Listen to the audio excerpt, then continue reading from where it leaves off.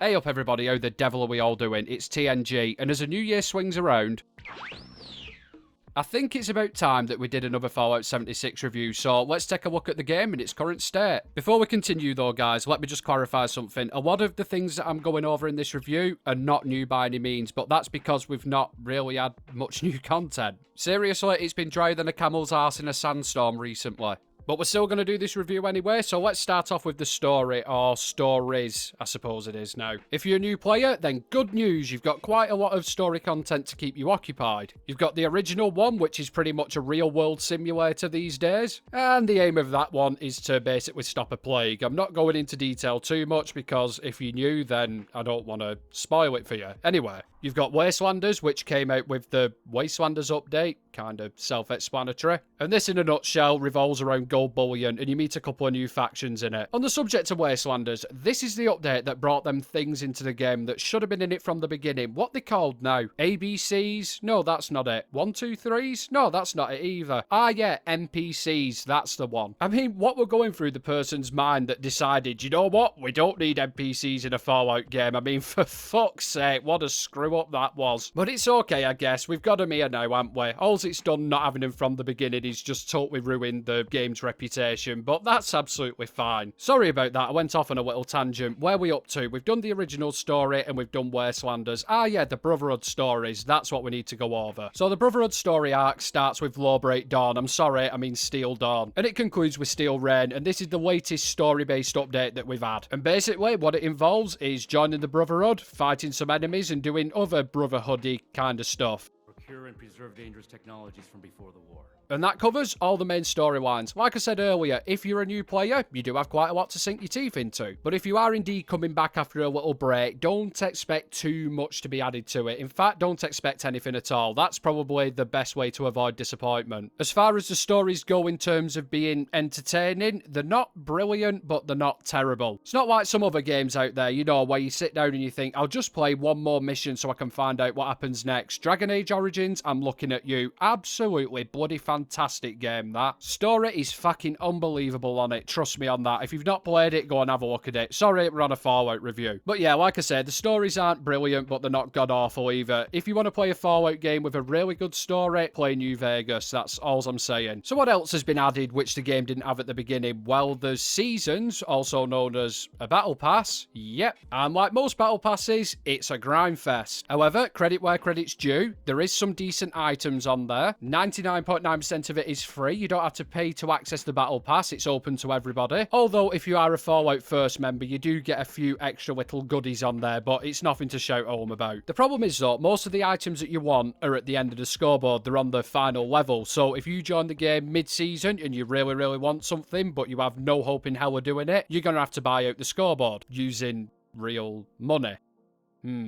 Now, this isn't exclusive to Fallout by any means. I'm a dad, right? So I know that every time a new season of Fortnite comes out, I have to consider what body part I'm going to be selling to pay for it. So yeah, I know how it works. But when they put something at the end of the scoreboard, which should be in the game full stop, for example, greenhouse walls, basically a glass building set, it starts to take the piss a little bit. So what else is there to do around Appalachia? Well, you've got events, and to be honest with you, not that much has been added in recent times. We did get the Wendigo Colossus event, I can't remember its bloody name, which is basically another boss fight, like the Scorchbeast Queen, just a little bit more screechy and a little bit more, well, Wendigo-y. But in terms of events, I think that's the only one that's been added recently. I mean, there could be some more, but yeah, my memory's absolutely shot at this point. There is actually a new seasonal one, I almost forgot about this, called Mothman Equinox, and basically what you do in this is get off your tits by hotboxing Point Pleasant in its entirety, kill some cultists that are fighting against other cultists for no explicable reason,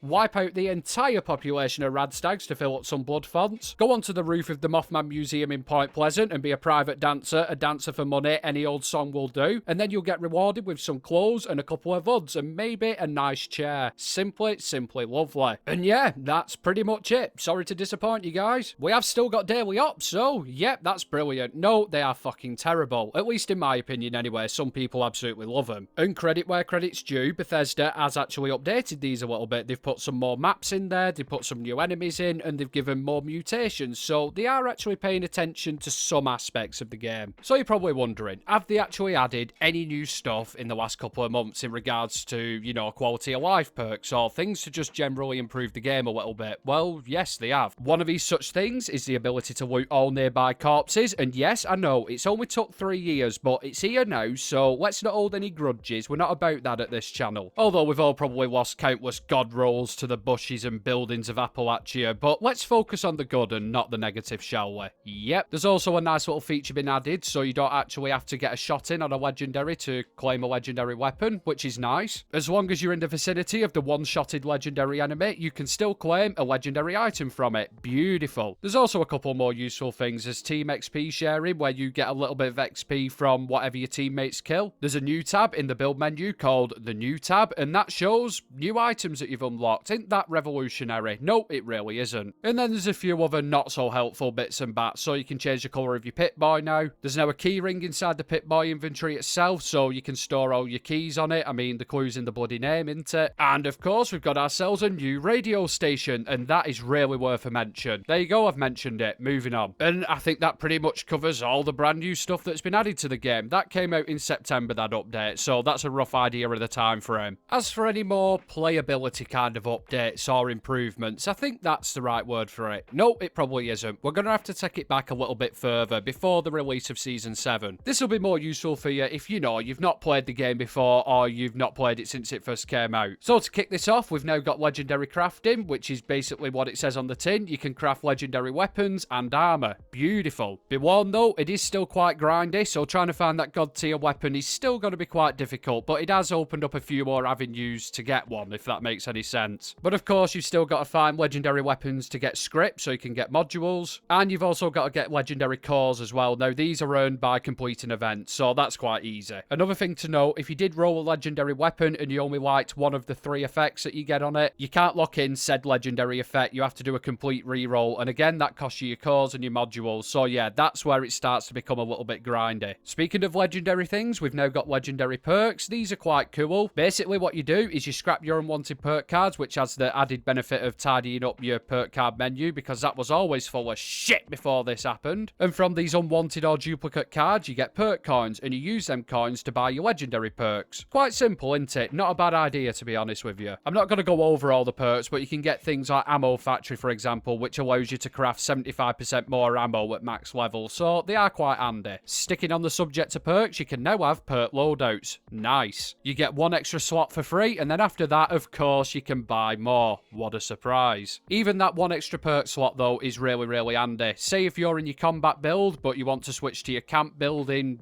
build, you can now do it at a click of a button. Simply go to a punch card machine, which are located at every single train station, or you can put down one in your camp and switch out your loadout. It's as simple as that. The same's also been done with camp building, so now you can have multiple camps built at any one time, but you can only have 1 activated. Again, you get 1 free extra slot, but if you want more, you've got to pull out your wallet. I mean, does it surprise any of us at this point? Creating or joining a team is now dead easy. Can all be done from the world map. You can also choose what type of team you want as well. So, for example, if you created a casual team, you get +1 to your intelligence. If you wanted people to help you with daily ops, you create a daily ops team, etc, etc, etc.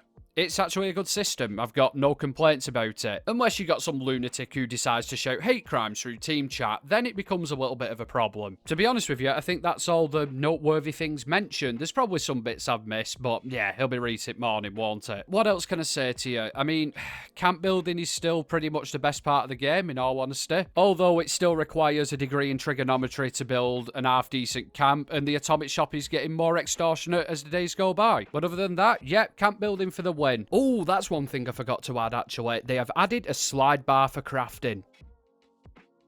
I know, it's groundbreaking, isn't it? Honestly, this thing is amazing. You know, you don't have to keep pressing multiple times to craft multiple items. It's just done in 1 click of a button. Bloody revolutionary. What else is there? Ah yeah, PvP. Still shit. And it's been made even worse. As some of you may or may not know, Nuclear Winter, which was effectively Fallout 76's version of a Battle Royale, was removed from the game to make way for Fallout Worlds. So, Fallout Worlds are not actually anything too special. As the name suggests, it's your own custom world. A bit like your private servers that you get with Fallout First, but you can alter a number of settings in them. So, if you wanted to change the settings so you could put a camp down in the middle of Fort Atlas, go ahead. If you want to make your jump height go as as high as Pipey's life, then yeah, you can do that as well. You can even create your own hardcore survival world if you really wanted to and have all your friends joining you, if you have any friends, that is. They're really not that good. I had big expectations for these, but so far the only use I've found for them personally is to do camp builds in and make videos. You can put down a camp design in there that you feel like doing, and then once you've got it all planned out, you can go and do it in adventure mode, and it just saves you having to keep using resources to mess around with different designs. And like I said, they're good for doing videos, so if you do make content for Fallout 76, then yeah,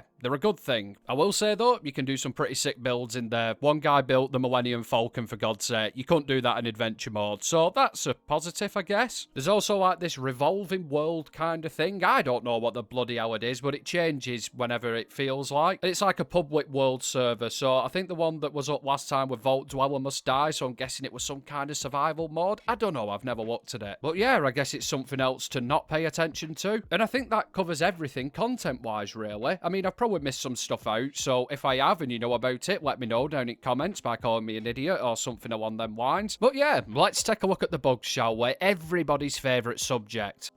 We need to get to the bottom of this. So in my last review, I got absolutely slated in the comments for not mentioning the bugs too much, and I apologise for that. I'm only human after all, just like that guy, can't remember his bloody name. Rag and Bone Man, that's the one. So this time, I'm going to be a hell of a lot more in depth, at least where I can be anyway. And that's mainly because Bethesda aren't paying me anymore. I mean, for fuck's sake, guys. Some people actually thought I was being paid by Bethesda to give them a decent review. Do you really think they even notice that my channel exists, let alone enough to pay me any money? I don't even have one of those fancy bloody chairs that everybody gets, so no, I have not once ever been paid by Bethesda and likely never will be. So yeah, just thought to clear that up so I don't get the same kind of comments this time around, although I probably bloody well will because yeah, it's YouTube innit. Right then, here goes. Is Fallout 76 still buggy? Yes. Has Bethesda tried to do anything to solve these issues? Yes. Have these remedies actually been effective whatsoever? Well, to some degree. What tends to happen is glitches and bugs tend to stay in the game for a long time, and then Bethesda will bring out a patch to fix said glitches and bugs. Unfortunately, these patches that they bring in to fix the issues tend to create other issues in the game, so it's like an endless cycle. And there is still bugs in the game that have been there since day dot. The fast travel bug, for example, or the trade bug. So yes, the game definitely still does have problems in that department. Now, personally, and I emphasize the word personally, I've never had any issues running the game, and the bugs that I've always come across have been, like I say, the fast travel bug or the trade glitch. However, since I've moved to PS5, these have evolved a little bit, like one of those little aliens that you used to grow in one of those eggs. Do you remember them? No, you probably don't. I'm just an old bastard. Since getting said PS5, I've had more bugs, and I have encountered more glitches, and these have been a little bit more irritating than what I was experiencing on PS4. I don't see the fast travel bug as much as I used to do, and I don't see the trade bug as much as I used to do. But what I do see a lot more of is a total and utter failure of the game where it will actually kick me out back to the home screen for no apparent reason. I also have the issue of not being able to join what little friends I do have on the PlayStation because the friends list will bug out. It will say that people are online when they're not online, or it'll say they're offline when they're online. It's just a clusterfuck at some point. But is it an unplayable, unstable pile of steaming crap that people make it out to be? Absolutely not. But like I said, guys, I can only speak on my own personal experiences. I've never played it on a PC, so if you're telling me that your £76,000 computer can't run this game, then, well, how the bloody hell am I supposed to know that? What I'm trying to say is, I think the experience differs between different platforms, if that makes any sense. I don't know, I'm not an IT technician. My solution to everything is just turn it off and on again, you know, simple as that. So in summary, what is 76 like in 2022? Well, it's not a clear-cut answer, to be honest with you. In terms of, well, pretty much everything, the game is probably in the best place that it's ever been at. This is how it should have been on release. There's a lot more to do in pretty much everything, you know, camp building, crafting, stories, you know, all that kind of good stuff. But, and this is a big but, if you're somebody who's been playing the game for a long time, such as myself, then it just feels stale at the moment, and that's just me being honest. A lot of my friends that I speak to are getting quite bored with the game. I'm not seeing as many people online, and if people are online, they'll come on, do the dailies, and then bugger off. And I'll admit, there's some days where I don't even pick the game up anymore. It's just one of them things. Is the game dying? Well, I don't actually think it's dying per se. I just think some of the older players are starting to move away from the game because they've done everything that they can do at this moment in time. It's just what happens with games. People get bored of them, they get sick of them, they disappear for a while, they'll come come back when new content comes out, new players will join. It's just one of them things. If you're asking, is it worth playing as a new player? Then yeah, give it a shot, 100%. I know I said this in my last review, but I will say it again. It is nothing like it was when it first came out. No bloody way at all. Like I said a minute ago, if the game released as it is now, it wouldn't have half as bad a reputation as it does. But I also understand that this game left a lot of bad taste in people's mouths, and I get that totally. You have a bad opinion on something like this, nobody's going to change it for you, and I'm not here to do that, believe me. Unless Bethesda want to sponsor a cheeky follow-up video. I'm joking, don't take it to heart. So yeah, if you're new to 76, then give it a go, especially when it's free on Game Pass a lot of the time. You might just bloody well add, aren't you? But if you've played the game before, and you're coming back after a break, especially if it's only been a break of a couple of months, don't get your hopes up. Nothing much has changed. I will say this though, they do have plans to add something this year called Expeditions, and the first place we're going to is the Pitt. And for anybody familiar with Fallout 3, this is where one of the expansions took place, and it's Pittsburgh, as the name suggests. Is this going to change the game? Christ knows, but it can't be a bad thing, can it? Anyway, guys, I hope you've enjoyed this review. I know it's been a bit of a lengthy one, but I've tried to go into as much detail as I possibly can. Also, if you want to see a vocalized version of a sloth's arm movement, I'll leave a floaty card to my last review at the top of the screen now. It is painful to listen to because I speak at like 5 words per hour, but yeah, I'll leave it there anyway. 300 and odd thousand views. Jesus Christ, how did that video get anywhere near that? Bloody hell. Anyway, as they say in the north, I shall love you and leave you. And if you did like the video, please let me know by hitting that like button. And if you really want to help a guy out, please consider subscribing too.